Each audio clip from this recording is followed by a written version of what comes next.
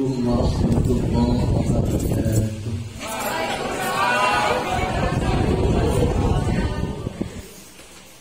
Salam sejahtera kami sampaikan. Yang kami hormati di sini hadir Ibu Pendeta Rena, juga hadir Bapak Sunyoto dari Aliran Kepercayaan, dan juga Bapak Kartono dari Ahmadiyah, dan yang kami hormati, alhamdulillah di sini hadir Dr. Fauzan Ali. Beliau dosen di Naifas dan juga dosen di Universitas, dan juga di sini hadir Bapak Muhammad Khairuddin MM. Beliau pengurus Basnas, dosen di Universitas Ibrahim, Pondok Pesantren Salafiyah Syariah Sukoharjo Situbondo, dan juga dosen di Institut Agama Islam Miftahul Ulum Lumajang. Juga di sini hadir para tokoh-tokoh agama dari agama Kristen dan juga anak-anak muda dari Kristen. Dan alhamdulillah di sini kebetulan 2 hari ada acara simposium ekonomi syariah yang diikuti oleh para santri dan juga diikuti oleh mahasiswa dari 4 perguruan tinggi.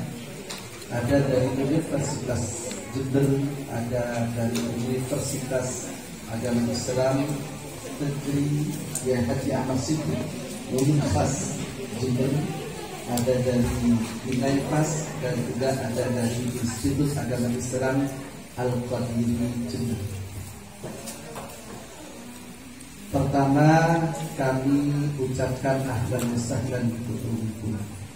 Terima kasih yang sebesar-besarnya kepada semua yang telah berkenan hadir di pesantren Rodoh Darussalam atau Yayasan Rodoh Darussalam yang kami pimpin.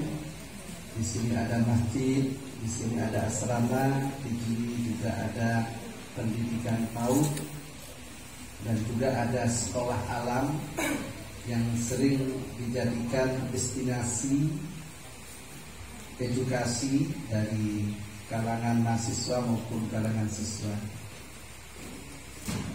Kami mengucapkan terima kasih yang sebesar-besarnya atas perkenan panjenengan semua yang telah hadir di majelis ini, terutama kepada Ibu Pendeta Rena yang ini adalah sahabat dari Ibu Sinta Nuriyah Abdul Rahman Wahid, istri dari Gus Dur. Bahkan waktu beliau masih di Mojokerto, Ibu Sinta pernah mampir ke dan beliau ke rumah beliau. Para hadirin hadirat yang kami hormati, Islam ini sebenarnya adalah agama rahmatan lil alamin. Karena Islam ini diperjuangkan oleh baginda kita Nabi besar Muhammad sallallahu alaihi wasallam. Allahumma shalli alaihi. Di dalam Al-Qur'an dijelaskan wa ma arsalnaka illa rahmatan lil alamin. Jadi Nabi Muhammad itu diutus untuk menjadi rahmat bagi segenap alam. Jadi tidak hanya rahmatan lil muslimin, tidak hanya menjadi rahmat bagi orang-orang yang beragama Islam, tapi menjadi rahmat bagi alam semesta.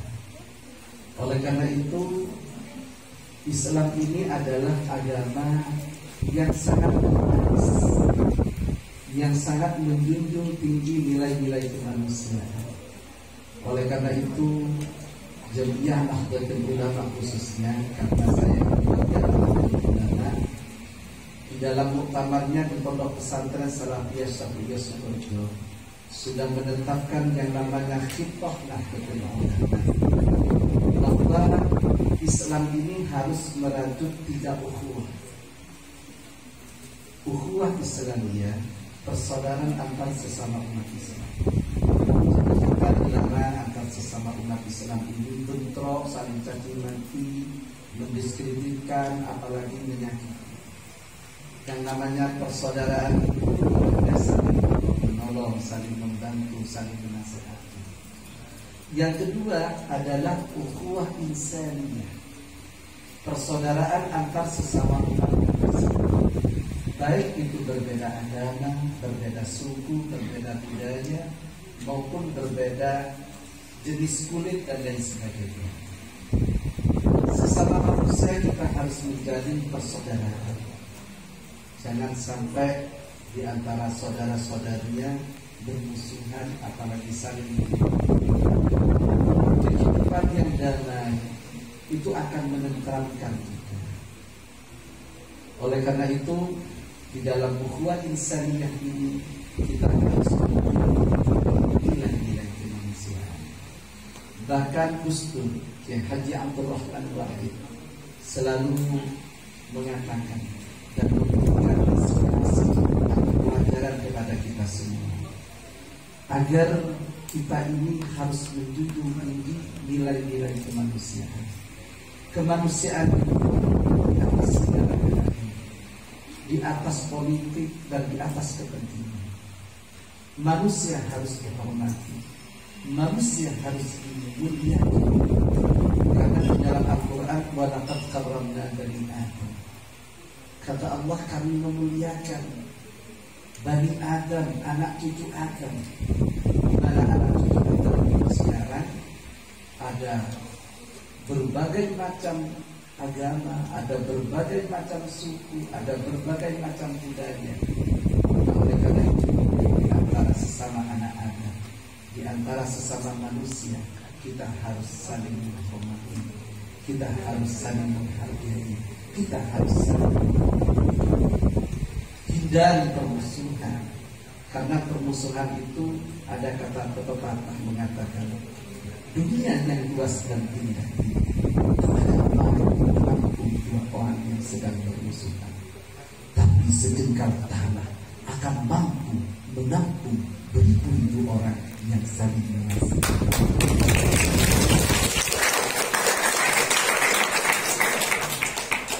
Kata sastra, kata puisi itu mengandung makna yang sangat dalam sekali, sehingga kita dilarang saling bermusuhan. Di dalam rangka menjaga ukhuwah insaniyah ini, mari kita jaga.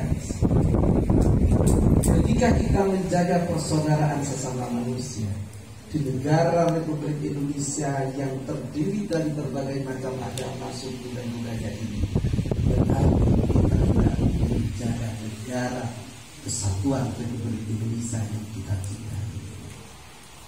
Kemudian yang ketiga, para ulama sudah sepakat, kita ini tidak hanya membangun persaudaraan antar sesama manusia di tingkat lokal, di tingkat negara, tapi bahkan antar negara. Ini adalah cita-cita yang sangat mulia. Kita ingin membangun persaudaraan antar wataniyah, antar negara. Mudah-mudahan dengan pertemuan kader-kader muda dari Islam, kader-kader muda dari Kristen ini, kita bisa membangun persaudaraan antar negara. Mudah-mudahan saudara-saudara kita Kristen yang ada di negara lain, saudara-saudara kita yang Muslim yang ada di negara lain, tahu bahwa kita di antara umat Kristen, kita di antara umat Islam sekarang ini sedang berkumpul dan bersilaturahim dengan itu. Ini harus kita bangun bersama supaya tercipta persaudaraan buat wataniyah.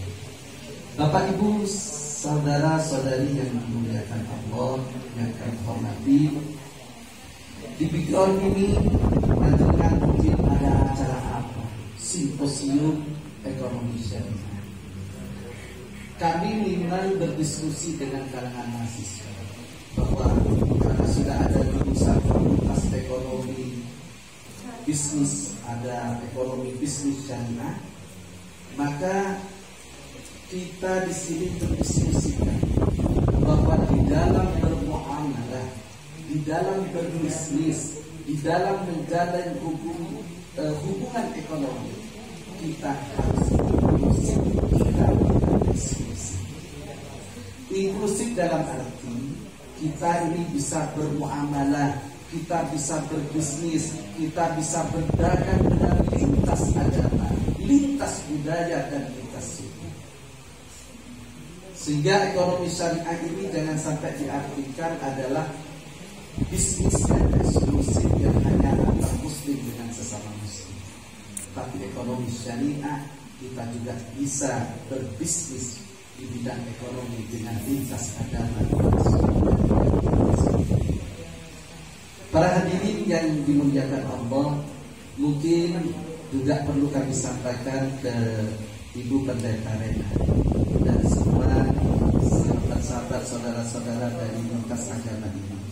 Kampung ini adalah kampung SDGs, di mana kampung SDGs ini kampung yang digagas oleh Perserikatan Bangsa-Bangsa, kampung yang digagas oleh dunia, bahwa ada beberapa tujuan SDGs, di mana Sustainable Development Goals, pembangunan berkelanjutan kepada rakyat ini harus terus berkembang.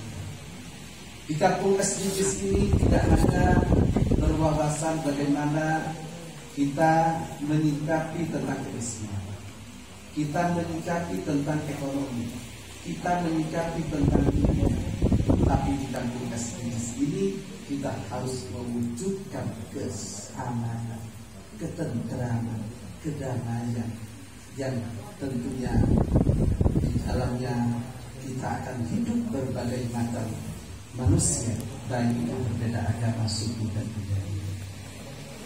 Oleh karena itu, para hadirin, SDGs Sustainable Development Goals yang kami tegas bersama Dr. Fauzan dan Bapak Khairuddin beserta para pengurus kami, maka SDGs ini adalah sebuah tujuan yang sangat luas. Jadi mudah-mudahan di kampung SDGs ini minimal 3 target. Al-aman, keamanan. Tentunya kalau kita ingin hidup aman, maka hidup harus berhubungan. Kemudian yang kedua, kesehatan. Oleh karena itu, di era COVID-19, di masa-masa corona ini kami sudah berikhtiar, baik dengan menjaga kesehatan maupun dengan doa. Kemudian yang ketiga, wal kifayah, yang dalam arti kifayah itu kesejahteraan. Sehingga kami di sini juga bergerak di bidang ekonomi. Oleh karena itu mungkin nanti Ibu Lina di kampung SDGs ini ada sabun cuci, ada beras, ada fresh care, ada minyak kayu putih, yang bisa kita perdagangkan bersama-sama, kita promosikan bersama-sama. Ada pupuk, organik, dan lain sebagainya. Jadi kita di antara umat yang berbeda agama ini, monggo kita berhubungan ekonomi demi kesejahteraan bersama. Saya kira itu yang bisa kami sampaikan. Mohon maaf. Wassalamualaikum warahmatullahi wabarakatuh.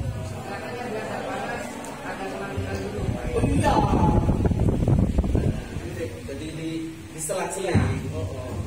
Kalian yang mau